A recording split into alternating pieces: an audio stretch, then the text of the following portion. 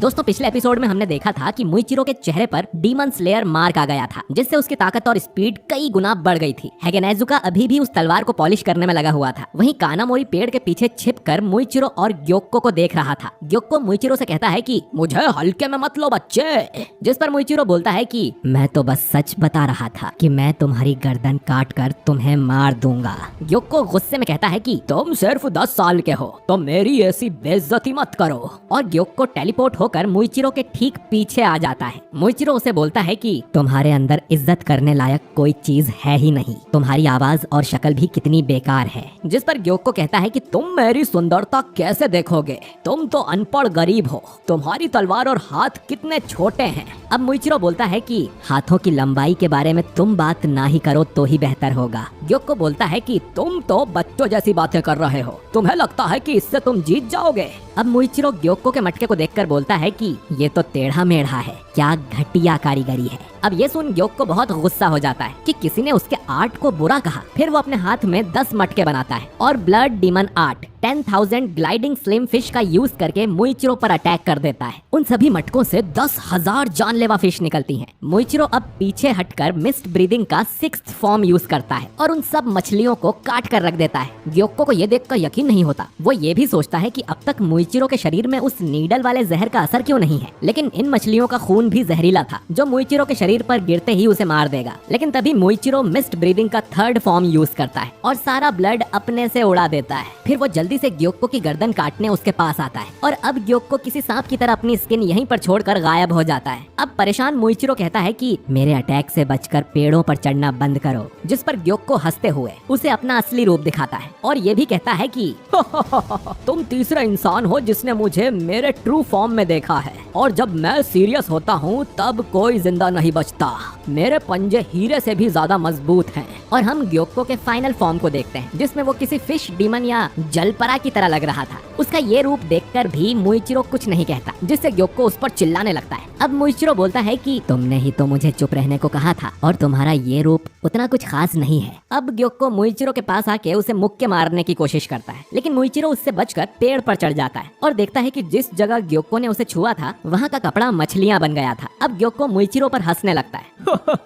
अभी तो तुम मुझे पेड़ पर चढ़ने से मना कर रहे थे, जिस पर मुइचिरो कहता है कि तुमसे मछली की बदबू आ रही है, इसलिए ऊपर चढ़ गया मैं। ग्योक्को बताता है कि उसके इस असली रूप में वो जिस भी चीज को छूता है तो वो मछली बन जाती है, और इस शरीर में वो किसी भी दिशा में तेजी से मूव कर सकता है। मुइचिरो के चेहरे पर शांति देखकर ग्योक्को को लगता है कि वो उससे डर गया, पर मुइचिरो कहता है कि तुम्हारे अटैक्स किसी भी काम के नहीं है अगर तुम मुझे छू ही ना सको। इसके बाद हमें फिर से मुइचिरो का फ्लैशबैक दिखाया जाता है, जब वो युइचिरो की लाश का हाथ पकड़े हुए था। युइचिरो का शरीर सड़ने लगा था और उसमें कीड़े लग गए थे। ये कीड़े मुइचिरो के ऊपर भी आ जाते हैं, क्योंकि वो भी बस मरने ही वाला था। तभी उसे अमाने की आवाज सुनाई देती है, जो कि अपनी डॉटर से उसके घाव पर पट्टी बांधने को कह रही थी। उसकी दूसरी बेटी बताती है कि युइचिरो मर गया है। फिर अमाने मुइचिरो का हाथ उससे छुड़ाने लगती है, लेकिन उसकी पकड़ काफी मजबूत थी और इस तरह मुइचिरो की जान बची थी। अब कुछ दिनों बाद ही मुइचिरो लड़ाई की ट्रेनिंग करने लगता है, जबकि अभी तो वो पूरी तरह से हील भी नहीं हुआ था। उसकी याददाश्त तो चली गई थी, लेकिन फिर भी उसके शरीर में गुस्सा उबल रहा था, और इसीलिए मुइचिरो कड़ी मेहनत करता रहा ताकि वो सभी डीमंस का नामो निशान मिटा दे। मुइचिरो अब ग्योक्को की तरफ बढ़ने लगता है, जिस पर ग्योक्को ब्लड डीमन आर्ट का किलर फिश स्केल्स यूज करता है, और वो इतनी तेजी से मूव करने लगता है कि मुइचिरो उस पर अटैक ही नहीं कर पाता।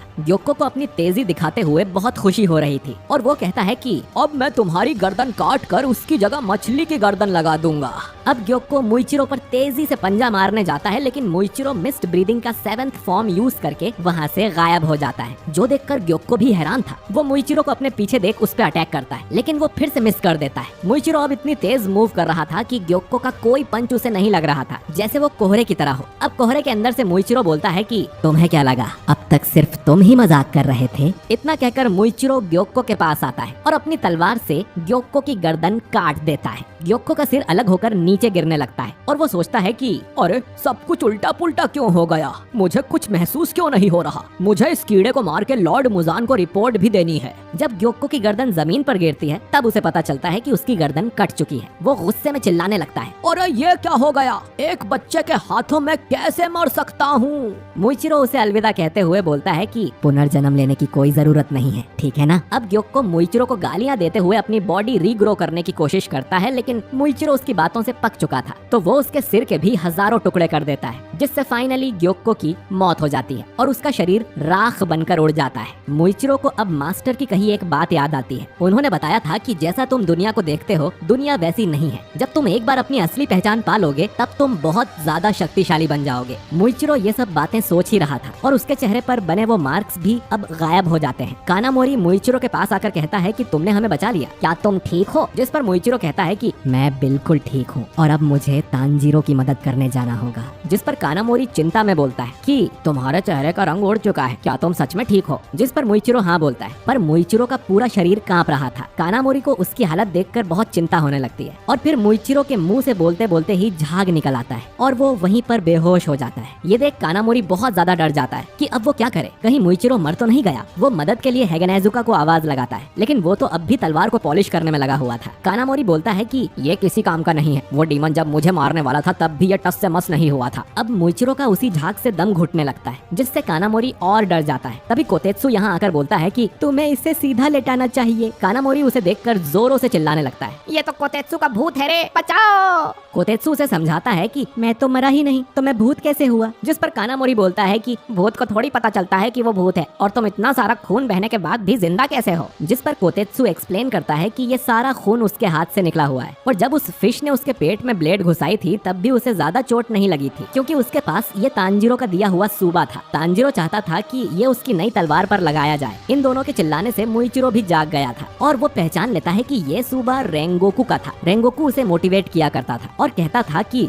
अब तुम हाशिरा हो तो अपनी पूरी जान लगा देना। इसके बाद मुइचिरो को अपने पास अपनी फैमिली दिखाई देती है। उसके पिता कहते हैं कि देखा ना, आखिर में सब कुछ अच्छा हो गया। मुइचिरो उन्हें देखकर इमोशनल होने लगता है। फिर उसका भाई कहता है कि मुइचिरो तुमने बहुत अच्छा काम किया, जो सुन मुइचिरो की आंखों से आंसू बहने लगते हैं। अब दूसरी तरफ हम देखते हैं तांजीरो को, जो उन लकड़ी के ड्रैगन से लड़ रहा था। यहाँ करीब 5 ड्रैगन्स थे जो कि 66 शाकू यानी करीब 66 फुट जितने लंबे थे। इन सभी ड्रैगन्स को जोहेकुटेन अपना ड्रम बजाकर कंट्रोल कर रहा था। तांजीरो अब इन पर Hinokami Kagura clear blue sky attack करने ही वाला था कि तभी वो ड्रैगन सोनिक अटैक से तांजीरो को दूर फेंक देता है। नेजुको ये देखकर उसके पास आने की कोशिश करती है, लेकिन वो भी ड्रैगन से घिरी हुई थी। एक ड्रैगन गेन्या पर भी अटैक करने जाता है तो गेन्या उस पे शॉटगन से शूट करता है, जिससे इस ड्रैगन को ज्यादा कुछ असर नहीं होता। तो गेन्या अपने हाथों से उस ड्रैगन का जबड़ा ही तोड़ देता है, क्योंकि वो अब भी अपने डीमन वाले रूप में है। इधर सोनिक बूम से तांजीरो की हालत खराब हो गई थी। उसके कान के पर्दे फट गए थे और उसे ठीक से दिख भी नहीं रहा था। डीमन फिर से ड्रम बजाता है, जिससे ड्रैगन आजेत्सु वाला विंड अटैक तांजीरो पर करता है, लेकिन उसका एक पैर कुचला जाता है। तो दोस्तों हम देख पाते हैं कि जोहेकुटेन अपने पिछले चारों रूपों की शक्ति अकेला ही इस्तेमाल कर सकता है। वो सेकिडो की बिजली से भी तांजीरो पर अटैक करता है और इन अटैक्स की पावर भी काफी बढ़ गई थी। नेजुको को अब एक ड्रैगन हाथ पर काट लेता है और गेन्या को भी एक ड्रैगन जकड़ लेता है। वहीं तांजीरो को अपनी ब्रीदिंग टेक्निक यूज करने का भी टाइम नहीं मिल रहा था, जिससे वो खुद को हील भी नहीं कर पा रहा था। अब भागते हुए तांजीरो इन ड्रैगन्स की रेंज से बाहर आ जाता है। अब ड्रैगन उस तक नहीं आ सकते और वो ब्रीदिंग टेक्निक यूज कर सकता है। लेकिन डीमन फिर से ड्रम बजाता है और उस ड्रैगन के मुंह से और भी कई सारे छोटे छोटे ड्रैगन्स निकलते हैं, जो तांजीरो तक पहुंचकर उसे पकड़ लेते हैं। इससे पहले कि तांजीरो कुछ कर पाता, ये ड्रैगन तांजीरो को अपने अंदर निगल जाता है, जो देखकर नेजुको और गेन्या बहुत हैरान हो जाते हैं। तांजीरो अब उस ड्रैगन के गले में था, जो कि धीरे धीरे उसे कुचल रहा था।